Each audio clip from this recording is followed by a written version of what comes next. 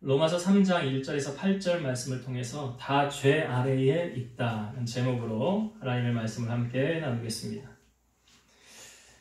우리에게 복음이 왜 필요합니까? 복음이라는 것은 뭐라고 그랬죠? 복음은 바로 복된 소식인데 예수 그리스도의 소식이다. 그래서 예수님께서 이 땅에 오실 때 사람의 모양으로 오셨죠? 예수님은 그러니까 우리가 보이는 이런 형상의 모습으로 신의 모습이 아닌 유령이 아닌 실체하신 사람의 모습으로 이 땅에 오셨다. 근데 이 땅에 오실 때 동정녀 마리아 여자의 몸을 통하여 이 땅에 태어나셔야만 했다. 그 이유는 예수님이 세상에 죄를 가지고 태어나면 안 되기 때문에. 그러니까 아담의 후손으로 오면 죄 아래 태어나는 것이지만 예수님은 아담의 후손으로 온 게 아니죠. 성령의 잉태함으로 말미암아 마리아를 통하여 이 땅에 오셨으니까 사람으로는 오셨는데 그러니까 육신의 씨를 받지 아니하시고 성령으로 이 땅에 오셨다.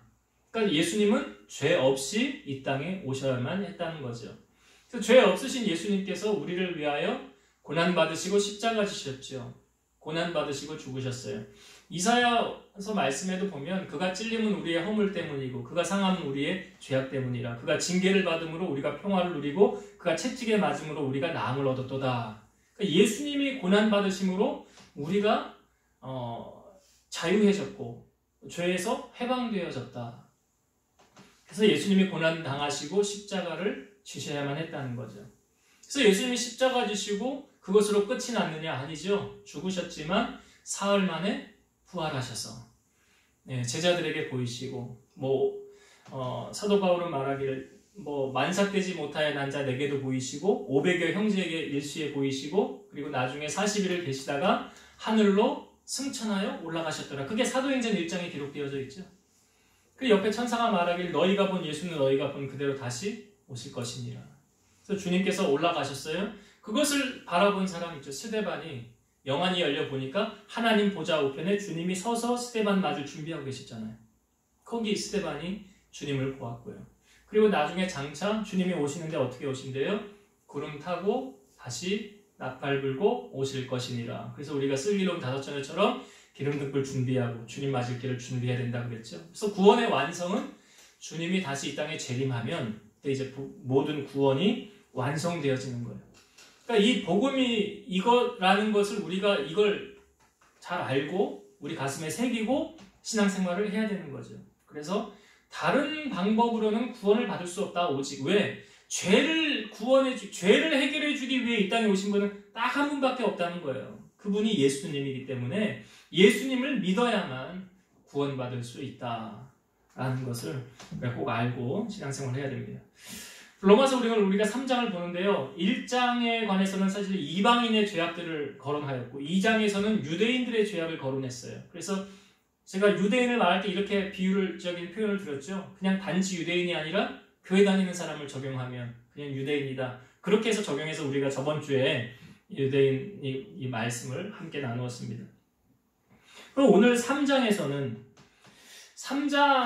사실 유대인이건 이방인이건 이 모든 사람들이 다 죄인이라는 것을 드디어 사도 바울이 선포를 하고 있습니다. 오늘 우리가 본문 3장 뒷부분을 읽지는 않았지만 다 우리가 죄 아래 있다라고 9절과 10절을 제가 한번 먼저 읽고 말씀 나눌게요. 그러면 어떠하냐? 우리는 나으냐? 결코 아니라. 유대인이나 헬라인이나 다 죄 아래 있다고 우리가 이미 선언하였느니라. 기록된 바 의인은 없나니 하나도 없으며. 여기 이방인이나 유대인이나 헬라인이나 다 어디 아래 있다? 죄 아래 있다. 그래서 의인은 없나니 하나도 없더라. 이제 이 죄인이 그러니까 여기 다 의인은 없나니 하나도 없다라고 말했는데 그럼 다 죄인이라는 거잖아요. 그럼 이 죄인된 이 신분이 의인의 신분으로 바뀌어지는 과정이죠. 우리 다음 주에 나누려고 그래요. 우리는 다 죄인이다. 누구나 할 거 없이. 그래서 사람은 태어날 때 다 뭐 가지고 태어난다고 그랬어요? 죄 가지고 태어난다. 다 죄인이기 때문에 아담의 후손이기 때문에 누구도 예외 없이 다 죄를 가지고 태어난다. 이걸 원죄라고 그랬죠. 자범죄하고는 또 개념이 다른 거예요. 원죄를 가지고 태어나는 이 죄인된 우리를 이 죄에서 해방하기 위해서 이 땅에 오신 분이 예수 그리스도다. 그래서 우리가 예수를 믿어야만 된다. 구원 얻기 위해서. 자, 그래서 오늘 로마서 이 앞부분의 3장의 내용은 사실 이게 대화법으로 질문을 통해서 그 질문에 대한 답을 우리에게 던져주는 방식으로 하나님 말씀이 나누어지고 있거든요. 자, 그래서 오늘 3장 다시 1절 부분을 다시 보면 1절의 질문이 이거예요. 그런즉 유대인의 나음이 무엇이며 할례의 유익이 무엇이냐? 유대인의 나음은 뭐고 할례의 유익은 무엇이냐? 그 답이 2절에 나와요. 2절 읽어볼게요. 범사에 많으니 우선은 그들은 누구예요? 유대인이에요. 범사에 많으니 우선은 그들이 유대인이 하나님의 말씀을 맡았음이니라. 그러니까 여기 유대인들이 이방인들보다 나은 점을 지금 이야기하는 거예요.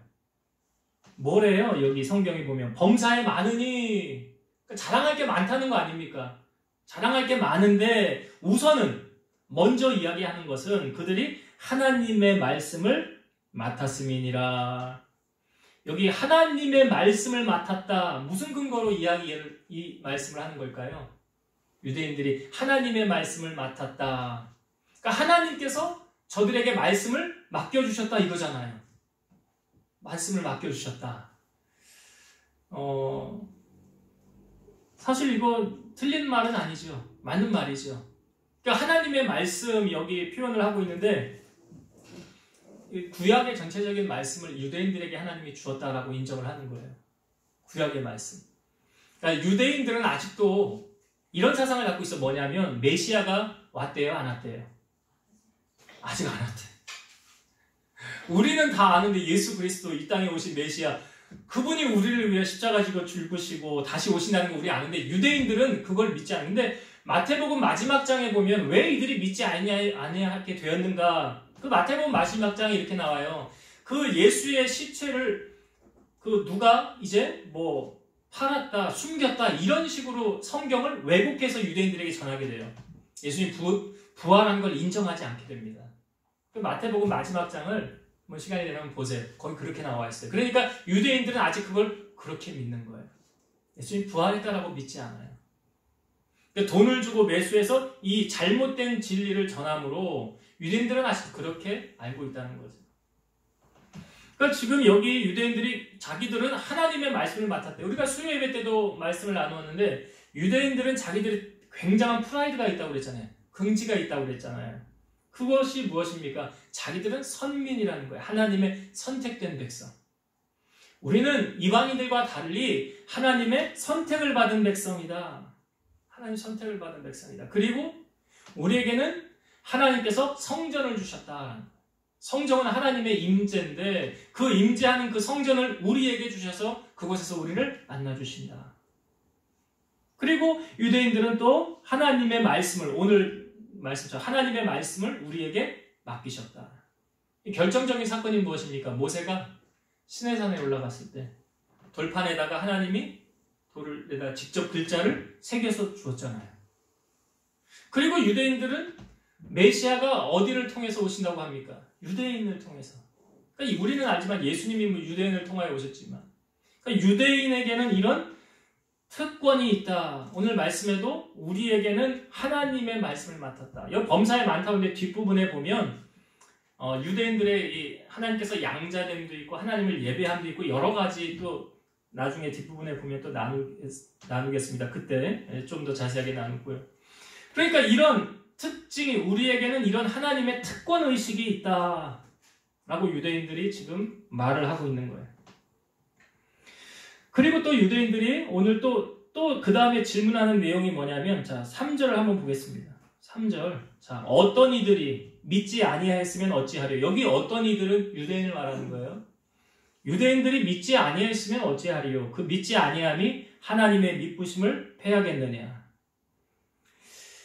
여기 하나님의 미쁘심이라는 표현이 있는데 미쁘다는 표현이 무엇입니까? 예쁘다는 게 아니죠. 미쁘다, 신뢰하다라는 것. 신뢰하다. 그러면 이 3절에 대한 질문의 내용은 이거예요. 유대인들이 하나님을 믿지 아니하는 것은 그럼 하나님이 실수하신 것입니까? 하나님이 실패한 것입니까? 선택을 받은 백성 가운데도 하나님을 믿지 않는 유대인들이 있는데 그럼 그거 하나님이 잘못한 거네요? 라고 이렇게 말해요. 질문을 던지는 거예요. 아니 왜 선택받은 백성이 왜 하나님 믿지 않습니까? 그럼 하나님이 실수한 거네, 실패한 거네요. 실패한 거 아닙니까? 4절의 답이 있죠. 4절. 그럴 수 없느니라. 그럴 수 없느니라. 사람은 다 거짓되되 오직 하나님은 참되시다 할지어다. 그러니까 하나님이 여기 실패한 거냐? 믿는 자가 하나님 앞에 돌아와서 하나님을 믿어야 되는데 믿지 아니하면 그거 하나님이 실수한 거 아니냐? 하나님의 실패가 아닌가? 답은 뭐라고 그럽니까? 바울이 그럴 수 없느니라. 그러니까 사도 바울을 통하여 우리가 배워야 될 뭐 여러 가지 점이 있지만 말씀 안에서 아닌 것은 아니고 긴 겁니다. 말씀 안에서. 진리 안에서 진리와 바울이 타협하는 부분이 없어요. 그러면서 한 예를 우리에게 성경의 주석에서 한 예를 우리에게 보여주고 있는데 거기 보면 시편 51편 4절의 말씀 제가 읽어볼게요. 내가 주께만 범죄하여 주의 목전에 악을 행하였사오니 주께서 말씀하실 때에 의로우시다 하고 주께서 심판하실 때에 순전하시다 하리이다. 이게 시편 51편의 내용은 뭐냐면 다윗이 우리아의 아내 밧세바를 범죄한 후에 회개한 내용이 시편 51편이에요. 자, 그러면 다윗이 어떤 범죄를 저지릅니까? 아까 오전에도 말씀을 잠깐 나누었었지만 다윗이 전쟁터에서 우리아를 죽이죠. 그리고 그의 아내를 강간하죠. 십계명 지금 2가지나 범한 거 아닙니까? 그리고 내 이웃의 것을 탐내지 말라고 했는데 그것까지도 범한 거 아니에요. 몇 가지를 범한 거예요. 그러면 다윗이 이렇게 범죄하지 않았습니까? 그럼 범죄한 다윗을 하나님이 패하셨습니까? 패하지 않으셨습니까? 예. 패하지 않았다는 거예요. 이게 하나님의 신실하심이에요. 이게 하나님의 완전하심이에요. 그럼 우리가 여러분 이건 아셔야 돼요. 다윗이 범죄함으로 그 다음에 다윗의 집안에 어려움이 다가왔죠. 아까 우리가 오전에 말씀해도 솔로몬이 하나님의 마음을 떠남으로 어려움이 왔었죠. 다윗도 그러했어요.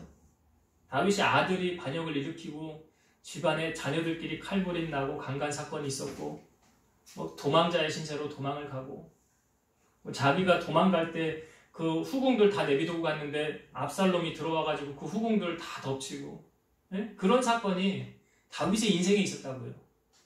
일어나지 말아야 될 사건인데. 그러니까 그거는 죄에 대한 대가를 하나님이 지불하신 거고 그러면 다윗이 범죄함으로 말미암아 하나님이 다윗을 패하셨는가 버리셨는가. 제가 이 이야기를 자주 합니다. 여러분.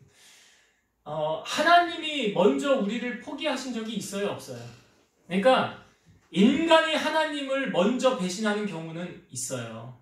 근데 하나님이 우리를 먼저 배신하는 경우는 없어요. 다 보면 인간이 먼저 하나님을 떠나는 거지 하나님이 너는 안 되겠다 하고 내가 너는 버려야 되겠다 그런 적이 없으시다고요. 먼저 누가 인간이 먼저 하나님을 향하여 불순종하고 자기 마음대로 살고 하나님을 등지고 그렇게 나아가니까 하나님이 버리시는 거지 하나님이 아무런 이유 없이 지금 다윗을 예로 들었는데 다윗이 범죄한 사건 이후로 다윗이 하나님 앞에 회개하는 장면이 있잖아요. 어느 정도로 회개했냐면 뭐 침상이 다 젖을 정도로 눈물을 흘려서 그 다윗이 회개한 내용 중에 주의 성신을 내게서 거두지 마옵소서 그래요. 주여 나를 떠나지 마옵소서. 나 버리지 마세요. 다윗이 그렇게 간절히 하나님 붙들고 찾으니까 하나님이 그래도 너는 죄졌기 때문에 안 돼. 넌 내가 버릴 거야. 그러셨습니까? 아니잖아요. 그게 아니라고요. 그러니까 하나님의 완전하심이 하나님의 미쁘심이 패하겠느냐? 그렇지 않다라는 거. 그렇지 않다라는 거. 그러니까 어떠한 죄인도 어느 흉악한 죄인도 하나님 앞에 회개하고 잘못하고 돌아오면 하나님이 너는 이것 때문에 안 돼. 넌 내가 받을 수 없어 하시는 하나님이 아니다라는 거예요. 이게 하나님의 뭐예요? 미쁘심이에요. 그 누구도 예외가 없이 하나님은 그래서 성경에 보면 하나님은 모든 사람이 구원을 받으며 진리를 아는 데 이르기를 원하시느니라. 이게 하나님의 마음이라고. 이게 아버지의 마음이라고. 근데 여기서 지금 유대인들이 믿지 아니함으로 이거 하나님 미쁘심 패한 거 아니냐? 아니라. 그래서 다윗을 우리에게 예로 보여준 거예요. 그러니까 하나님은 끝까지 우리를 포기합니까? 안 합니까? 안 해요. 문제는 뭐예요? 인간에게 문제가 있는 거죠. 하나님의 손은 늘 손을 뻗고 있는데 늘 돌아오라 하는데 문제는 그 인간이 하나님의 손을 잡아야 안 잡아요? 안 잡는데 문제가 있는 거잖아요. 그러니까 문제의 원인을 하나님에게 있다고 하면 안 되는 거예요. 하나님은 미쁘신 분이세요. 신실하신 분이세요. 사랑이 많으신 분이시라고요. 근데 그 인간이 하나님을 향하여 등지고 자기가 돌아오지 않으면서 오히려 하나님을 비난하고 그러잖아요. 지금 이 말이 그 말이에요. 유대인들이 믿지 아니하는데 그 하나님이 실수한 거 아니냐? 실패한 거 아니냐? 하나님 믿으심 없는 거 아니냐? 왜 다윗이 강력하게 사절해 그럴 수 없느니라. 하나님은 그런 분 아니라는 거예요. 자기가 만나본 하나님은 그런 하나님이 아니다. 내가 겪은 하나님은 우리가 오전에도 말씀드렸는데 내가 전에는 비방자요, 폭행자요, 박행자였으나 그런 사람, 악한 사람이었으나 내가 모르고 행하였을 때 내가 주님을 만난 후에 완전히 그런 걸 다 버리고 내려놨다. 이 말을 하고 있는 거예요. 지금 다윗을 예를 들면서 하나님이 다윗 패했느냐? 그렇지 않으시다. 이 하나님의 신실하심, 하나님의 미쁘심을 우리에게 그렇게 보여주고 있는 거예요. 자, 그리고 질문을 또 던집니다. 자, 7절의 말씀을 볼게요. 7절. 그러나 나의 거짓말로 하나님의 참되심이 더 풍성하여 그의 영광이 되었다면 어찌 내가 죄인처럼 심판을 받으리요. 이게 무슨 말이냐면 다시 나의 거짓말로 하나님의 참되심이 더 풍성하여 그의 영광이 되었다면 내가 죄인처럼 심판받을 수 있느냐. 여기 5절, 6절도 볼게요. 이게 어떤 의미인가를 생각하고, 그러니까 7절이 말하는 것이 나의 거짓말로 하나님의 참되심이 더 풍성해. 내가 막 살았어. 막 하나님 속도 속이고 다른 사람도 더 힘들게 하고 그러므로 근데 그게 오히려 영광이 됐어. 지금 그 말이에요. 7절의 말씀이죠. 5절, 6절 봅니다. 그러나 우리 불의가 하나님의 의를 드러나게 하면 이게 그 말이에요. 불의가 하나님 앞에 옳지 않은 것을 행하였는데 그게 하나님의 의를 드러나게 하면 무슨 말을 하리요? 내가 사람의 말하는 대로 말하노니 진노를 내리시는 하나님이 불의하시냐? 결코 그렇지 아니하니라. 만일 그러하면 하나님께서 어찌 세상을 심판하시리요? 이렇게 쉽게 설명을 드리면 사람의 죄가 하나님의 의로우심을 드러낸다면 내가 죄 짓는 것도 하나님의 섭니다. 내가 죄를 지어서 하나님의 영광을 드러내는 일이라고 한다면 자, 대표적인 사람 가룟 유다. 가룟 유다가 자 봐라 내가 만약에 예수님을 팔지 않았다고 했더라면 예수님이 어떻게 십자가를 질 수 있었겠냐. 내가 예수님, 그 사람들이 돼서 내가 입 맞추는 그 사람이 예수야. 그 사람 잡아가. 내가 가서 예수님에게 입 맞췄어. 이 사람이 예수야. 그러니 잡아가. 예수님이 나와 함께 그릇에 손을 넣는 자가 나를 팔 것이니라. 당당하게 손을 넣어요. 가룟 유다가. 그리고 예수님이 너 하는 일을 속히 하라고. 그러니까 다른 제자들은 뭔 말인지 몰라요. 뭐 사러 갔나? 근데 뭐 하러 간 거예요 그때? 대제사장들에게 가가지고 예수 팔려고 이제. 그리고 나중에 그 사람들 데리고 와서 예수님에게 입 맞추고 예수를 이 사람이 예수야 잡아가. 자 그러면 가룟 유다가 행한 이 행동은 야 봐라 이 가룟 유다가 입 맞추고 이 예수를 팔지 않았다고 했더라면 예수님 십자가 질 수 있었겠냐? 예수님 십자가 질 수 있었겠냐? 자 한 사람의 예를 더 들면 요셉, 창세기에 나오는 요셉이 아버지 심부름으로 형들이 양 잘 치고 있나 보고 오라고 해서 도시락 들고 갔는데 야 저기 꿈꾸는 자 온다. 자기네 동생. 구덩이를 파고 여기다 묻어버리자.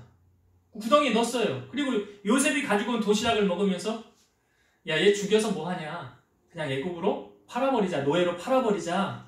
노예로 팔고 자기 옷을 요셉의 옷을 동물의 피를 묻혀가지고 아버지에게 갖다 주면서 아버지의 동물에게 당했나 봐요. 죽었나 봐요. 그 나중에 세월이 지나 요셉이 총리가 돼서 형들이 와서 절을 하죠. 그리고 나중에 요셉이 자기의 신분을 알리지 않습니까? 내가 요셉이라고. 당신들이 팔았던 요셉이라고. 자 그러면 만약에 이 형들이 요셉을 애굽에 팔지 않았다고 한다면 요셉은 총리가 될 수 있었을까? 그러니까 우리가 팔았기 때문에 요셉 총리 된 거 아니냐? 이런 식으로 나온다고 한다면. 그러니까 이게 뭐냐면 그들의 불의가 하나님의 의를 드러낸다고 한다면 이 사람들 잘한 거 아니냐? 잘한 거 아니냐? 가룟 유다가 예수님을 팔아야 예수님이 십자가 지신 거 아니에요? 이 형들이 요셉을 애굽에 팔았기 때문에 요셉이 애굽에 가서 총리로 자리를 잡고 아브라함의 후손들 정착하게 한 거 아니에요? 그러면 이 사람들이 잘했네. 요셉의 형들이 잘했고 가룟 유다가 잘했네 라고 우리 생각할 수 있잖아요. 그렇지 않습니까? 근데 아니에요. 그렇지 않다. 그렇다고 그런 이 불의가 하나님의 의를 드러내는 거라고 한다면 우리가 그러면 막 불의를 막 저지르면서 살아야 되겠네. 아니다. 아니다라고 성경은 말하는 거예요. 그건 잘못된 거다. 그러니까 하나님께서 하나님의 일을 이루시기 위해서는 어떠한 방법을 통해서든지 이루십니다. 가룟 유다를 향하여 예수님 뭐라고 그랬어요? 차라리 태어나지 아니한만 못하다. 그러니까 예수님에게 이런 소리를 들었다는 거 칭찬받은 겁니까? 아니잖아요. 칭찬받은 거 아니에요. 그러니까 어떠한 경우에도 불의를 행함으로 하나님의 의가 드러났다? 합리화될 수 없다라는 거 아셔야 돼요. 합리화될 수 없어요. 왜? 하나님은 공의의 하나님이시기 때문에. 하나님은 불의의 하나님이 아니시기 때문에 그래요. 공의의 하나님. 그래서 하나님은 심은 대로 거두게 하시는 하나님. 가룟 유다가 그의 인생 결말은 어떻게 되었습니까? 그 은 30년 사실은 돈 때문에 예수님 판 거 맞아요. 돈 때문에. 자기가 12제자 중 가운데 돈배를 맡았던 사람이 가룟 유다예요. 그건 뭐예요? 재정받다는 거예요. 돈 관리했다는 거예요. 그래서 마리아가 예수님에게 300데나리온 되는 향유를 바칠 때 그때 가룟 유다가 옆에서 뭐라고 했어요? 야, 이거 왜 허비하냐? 이거 팔아가지고 가난한 사람들 나눠주지. 실상은 뭐예요? 자기가 인마이 포켓 하려고 그랬던 거 아니에요? 실상은. 그러니까 예수님도 이 돈에 눈이 멀어서 예수님 판 거예요. 근데 나중에 가룟 유다가 그 돈 다시 성전에 대제사장들이 갖다 줬죠? 은삼십. 예수님 팔았던 그거 나 이제 못 받겠다. 이거 너희 가져라 했어. 이 사람들도 안 받는다고 그랬어요. 그 나중에 그래서 나그네의 밭을 사는 묘지로 그 돈이 쓰게 돼요. 그 가룟 유다가 어떻게 됐습니까? 그의 결론이 나무에 매달려서 자살했잖아요. 비참한 인생으로 끝났어요. 그러니까 불의를 저지른 자의 결말이 이렇다라는 거예요.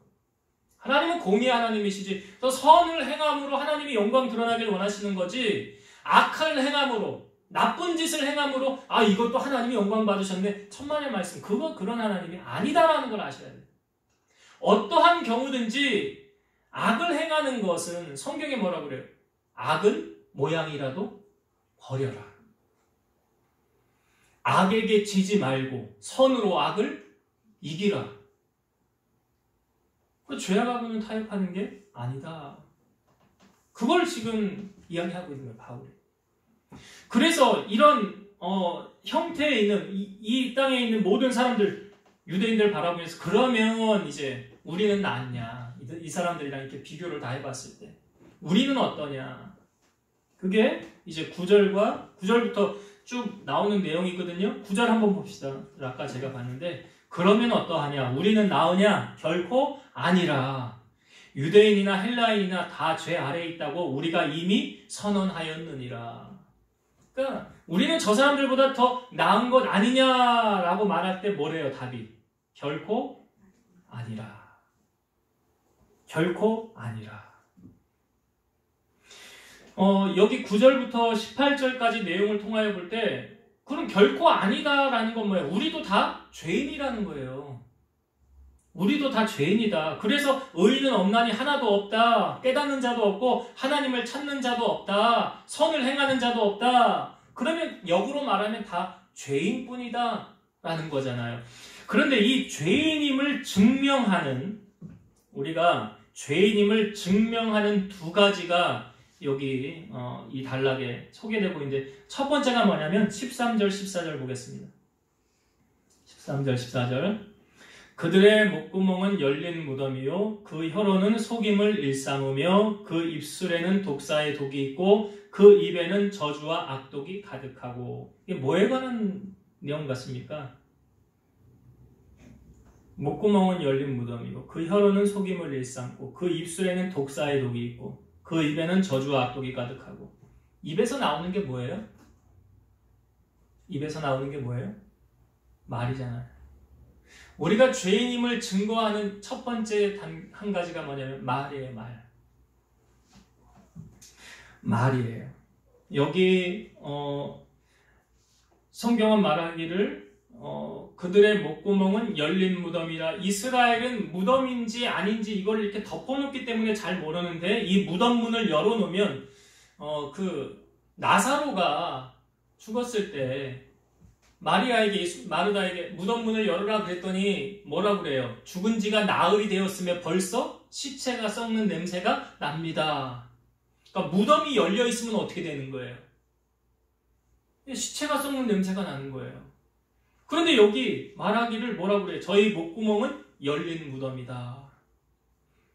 그 혀로는 속임을 일삼는다. 그리고 그 입술에는 독사의 독이 있다. 독사가 물면 어떻게 됩니까? 그 독으로 인하여. 지금 여기서 말하는 게 뭐냐면 다 그 말을 말하는 거예요. 그 입에는 저주와 악독이 가득하고. 우리가 죄인임을 증거하는 첫 번째가 뭐냐면 말이에요. 그래서 여러분, 변화된 사람은, 하나님의 사랑을 입은 변화된 사람은, 그러니까 이 변화되기 전에 죄인들은 이런 말을 했지만 변화된 사람은 어떤 말을 해야 됩니까? 성경에 보면 너희 말을 소금으로 고르게 뿌리게 함같이 말하라. 너희 말을 사람들이 모든 사람이 듣는데 은혜가 되게 말을 하라. 너희가 말할 때 너희가 말하는 것처럼 하지 말고 하나님이 말씀하시는 것처럼 하라. 이게 변화되어져야 된다는 거예요. 그러니까 죄인들은 이렇게 13, 14절처럼 말을 하지만 변화된 하나님의 자녀들은, 하나님의 백성들은 너희가 말하려면 하나님이 말씀하시는 것처럼 하고 너희가 말하려면 모든 사람이 은혜가 되게 말을 하라. 이게 변화되어진 거예요. 그러니까 우리가 죄인임을 증거하는 첫 번째가 말이고요. 두 번째가 뭐냐? 자, 15절부터 봅시다. 15절부터 제가 읽어볼게요. 그 발은 피 흘리는데 빠른지라 파멸과 고생이 그 길에 있어 평강의 길을 알지 못하였고 그들의 눈앞에 하나님을 두려워함이 없느니라 함과 같으니라. 자, 15절부터 무엇에 관한 건지 잘 보세요. 그 발은 피 흘리는데 빠른지라 파멸과 고생이 그 길에 있어 평강의 길을 알지 못하였고. 무엇에 관한 말씀입니까? 우리가 죄인임을 증거하는 두 번째가 발이에요. 발. 여러분, 발은 자, 어떻게 움직입니까? 명령에 따라 움직여요. 누가 명령합니까? 머리에서, 뇌에서. 그래서 뭐 제가 여러분들에게 나 물 한 잔만 갖다 주세요. 그러면 뭐가 움직여요? 발이 움직이잖아요. 발이 움직여서 가져가는 거 아니에요. 제가 오전에도 말씀을 나누었지만 여러분, 우리가 죄 짓지 않으려면 어떻게 해야 되느냐? 죄의 자리 어떻게 하라고 그랬어요? 가지도 말고. 혹시 죄의 자리에 있으면 어떻게 하라? 떠나라. 뭘로 떠나야 돼요? 발로 되는 거예요. 발로. 여기 보세요. 그 발은 피 흘리는데 빠른지라. 이 피 흘리는 거 오전에 그 가인이 피 흘렸었죠? 아벨 죽이는데 살인사건 최초의 살인자. 그 발이 거기 가서 그런 거 아니에요? 그 발이 파멸과 고생이 그 길에 있어 평강의 길을 알지 못한다. 그러니까 복 있는 사람은 죄인의 길에 서지 않고 오만한 자의 자리에 앉지 아니하고 악인의 길을 따르지 아니하고. 그게 다 뭐하고 관계 있어요? 뇌에서 명령을 받아 이 발이 움직이는 거예요. 발이 가는 거예요. 발이. 그래서 우리가 죄인임을 증거하는 게 발이에요. 이사야 59장 7절 보면 그 발은 행악하기에 빠르며 무죄한 피를 흘리기에 신속하며 그 생각은 악한 생각이라 황폐와 파멸이 그 길에 있으며. 여기 발이 무죄한 피를 흘리기에 신속하고 그 생각은 악한 생각이 주입돼서 발로 명령을 내리니까 글로 가는 거 아니야. 황폐와 파멸의 길에. 그러니까 이사야 59장에 이러한 악한 것을 해결하기 위해서 우리에게 보내주는 중재자가 있다. 이사야 59장 16절 사람이 없음을 보시며 중재자가 없음을 이상히 여기셨으므로 자기 팔로 스스로 구원을 베푸시며 자기의 공의를 스스로 의지하사. 여기 중재자가 나오는데 이 중재자가 이제 예수 그리스도를 이 땅에 보내주시겠다 이 말이에요. 그러니까 오늘 우리가 죄인임을 증거하는 두 가지, 말과 발. 나는 어떤 말을 하고 있는가? 정말 내가 변화되어져서 하나님의 자녀가 되었다고 한다면 오늘 여기서 말하는 그런 악함, 독사의 독, 저주와 악독 이런 말이 나와서는 안 된다. 변화되었으면 이 죄인에서 의인의 신분으로 되었으면 말이 달라져야 되고 또 한 가지 우리의 발. 내 발이 지금 어디를 가느냐? 악한 일을 행하는 그 길에 가면 안 된다. 그 길을 가면 안 된다. 하나님이 싫어하는 그 길을 가면 안 된다라는 것. 그래서 신앙은 행함으로 믿음으로 보여주는 거 맞지. 하나님 앞에 그렇게 살아가야 된다는 거. 자, 이제 오늘 로마서 3장 1절부터 18절의 말씀 보았는데 말씀을 정리하고 마치도록 하겠습니다. 오늘 이 말씀 속에 여러분 우리 모두 다 사실은 다 죄인이에요. 그렇죠? 누구도 예외가 없어요. 우리는 다 하나님 앞에 죄인된 사람들이다. 그래서 우리에게는 누가 필요한 거예요?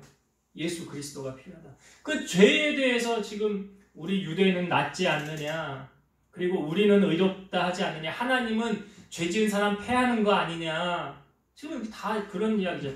그리고 우리의 불의가 하나님의 의를 드러내는 거 아니냐, 다 아니다. 그럴 수 없다. 하나님은 그런 하나님이 아니다. 하나님을 잘 모르기 때문에 이런 말을 하는 거 아닙니까? 그러니까 우리 하나님은 어떤 하나님? 공의의 하나님, 신실하신 하나님, 변함없으신 하나님이시다 라는 것을 말씀해주고 있고, 그래서 우리가 죄인임을 증거하는 두 가지가 우리의 말과 발이다. 나는 어떤 말을 하고 있는가? 아직도 옛사람에 취해서 세상적인 세속된 말을 하고 있는가? 이제 하나님의 자녀가 되었으니 말이 바뀌어야 되겠죠. 한 샘에서 단물과 쓴물이 나올 수 없다고 그랬잖아요. 그래서 하나님의 자녀다운 말. 또 우리의 발은 에베소 말씀에 보면 평안의 복음에 예비한 신발을 신어라 그랬어요. 전신갑주 가운데. 이 발을 통해서 복음의 발이 돼야 되지. 주님의 사랑을 전하는 발이 돼야 되지. 남을 파멸하고 악한 길에 앞장서는 그런 발이 되어서는 안 된다. 그건 세상의 사람들이 하는 일이고, 우리 하나님의 자녀들은 하나님이 기뻐하시는 그 길로 우리는 나아가야 된다라는 것을 오늘 말씀으로 우리에게 주셨습니다. 이 말씀 가슴에 잘 새기셔서 하나님 기뻐하는 일에 앞장서며 순종하는 여러분 되시기를 주의 이름으로 축원드립니다. 기도하시겠습니다. 우리 하나님은 언제나 신실하시고 변함이 없으십니다. 우리가 많은 죄를 저지르고 악한 행동을 했다 할지라도 하나님 우리를 결코 포기하지 아니하시고 버리지 않습니다. 다시 우리를 품어주십니다. 문제는 인간이 하나님을 등지는 데 있습니다. 우리 사랑하는 성도를 끝까지 주님 붙잡는 성도를 되게 하시고 하나님만 기쁘시게 해드린 자료 되게 하옵소서. 우리가 죄인임을 말과 발을 통하여 증명해 주셨사오니 이제는 죄인의 신분에서 의인의 신분으로 하나님의 자녀된 자로서의 말과 발이 되게 하셔서 주님 기쁘시게 하는데 힘쓰며 살아가는 우리 성도들 되게 하여 주옵소서. 이제는 우리를 모든 죄악 가운데서 구속하신 예수 그리스도의 은혜와 하나님의 사랑하심과 성령님의 내주, 교통, 인도, 역사 충만케 하심이 사랑하는 성도들 머리 위에, 저들의 가정 위에, 이 재단과 나라와 민족 위에 이제로부터 영원토록 함께 있을지어다. 아멘.